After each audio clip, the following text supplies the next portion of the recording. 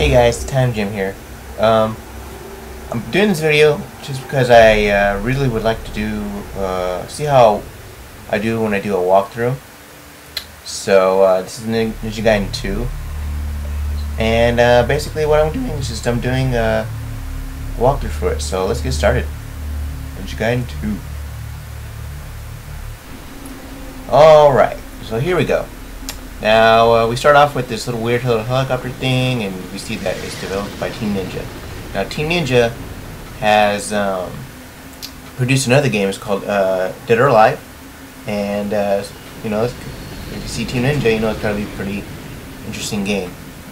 But I want to talk about something that is relatively known by Team Ninja, and that's the way they do their women. Now, if you played Dead or Alive, you know that the women on there are pretty voluptuous, and they're very beautiful. And to me, it's pretty funny because the way you know, video game designers think of their women, they think of they're very voluptuous and very beautiful. And this character right here is no exception. I believe her name is Sonia, and yeah. But I also like the part right there at the beginning where Miramusa says, "No one knows where Ninja goes," and then he falls right there. But yeah. Oh man, she's pretty bad with those guns. not the guns. No, not those guns, not the other ones. You know, yeah. Anyway, yeah. So let's see what. Oh, she's gonna get captured right here, and yeah, that too. But yeah, right here I just basically was playing for time because, you know, and I just got impatient. But yeah, anyway,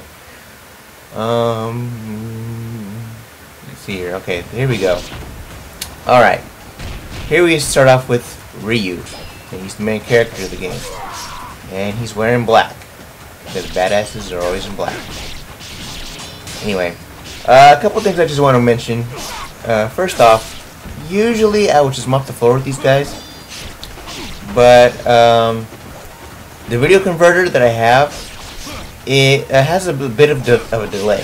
So if you see me get messed up here a little bit, it's because I wasn't used to the controls.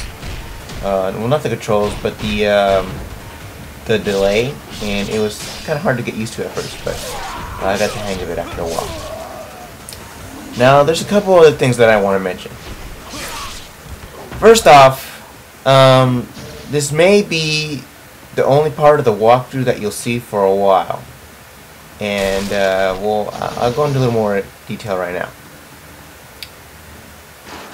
At first, I wanted to do another part of the walkthrough. I wanted to do more reviews and stuff like that for GTA 4 and stuff like that. Well, I popped in the game, and it wasn't working. Well, my first thought was that my video converter was messed up. So I played around with it, whatever, and you know, having a tech background, you know, I take steps to see if this is actually a problem or not. Make sure that the software is correct and whatever. It turns out that my converter was fine. So I did all the necessary steps, and it turned out that my Xbox was having a problem. Now, those of you that have an Xbox know what I'm going to say next and are just cringing right now. My Xbox has the Red Ring of Death. Now, hold on. Before I get into that, this is the Dragon Under the Earth, and what it does is it heals you to full strength and allows you to save, which I'm doing right there. So, back to my little story here. Yes, my Xbox has the Red Ring of Death. I called up Microsoft earlier, and I'm going to ship my Xbox to Microsoft. Now, it kind of sucks because I'm going to be extremely bored during the next 2 or 3 weeks, or even more. But it shouldn't really bother me too much because well, I have vacation for both work and school in about 2 or 3 weeks. So yeah, it shouldn't bother me too much, but on the weekends it's probably gonna be a hassle for me. But anyway, right there's the reverse wind. It's a technique where you basically dodge. Yeah, it really sucks on my Xbox. But I want to talk about something right here real quick. Well, first of all, that yellow orb you picked up is for, you know, to earn money. It's basically money, and you use it to buy health items in the shop and to upgrade weapons. Like that one right there. But I really want to talk about, I guess, what have people haven't really been mad, but people, I guess, have called me out on. And it's about the AO thing. Yeah, I agree that I probably wouldn't have bought the game, or probably wouldn't have heard the game, had it gotten the AO rating. Now, that being said, you've got to admit, this game is pretty violent. I mean, you see limbs flying everywhere, you see all kinds of blood, like, let's look at all that blood right there. I see limbs flying off right there, and this guy's head being cut off. You've got to admit, this is pretty violent. But, yeah, it's very over-the-top violent.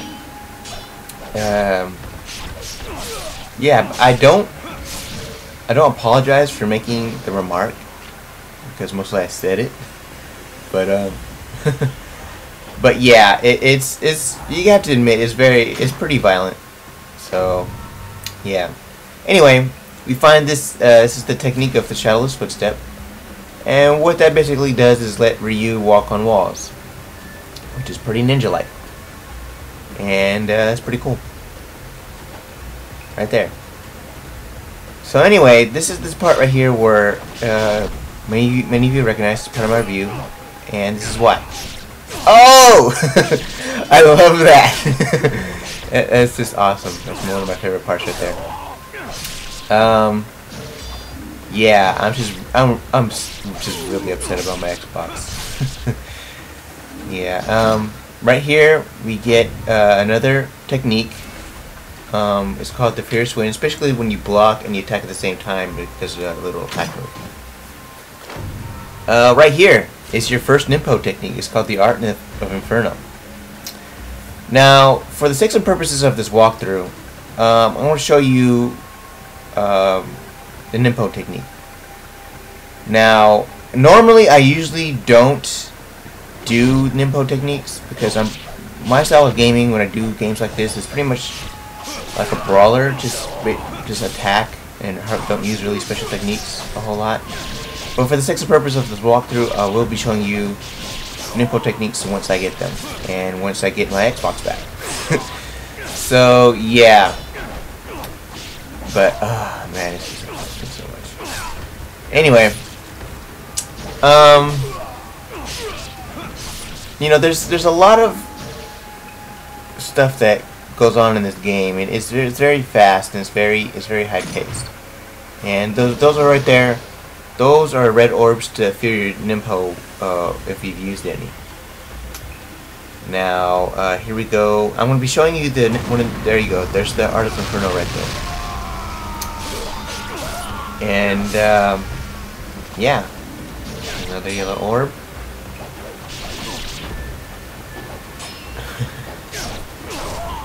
That was right there.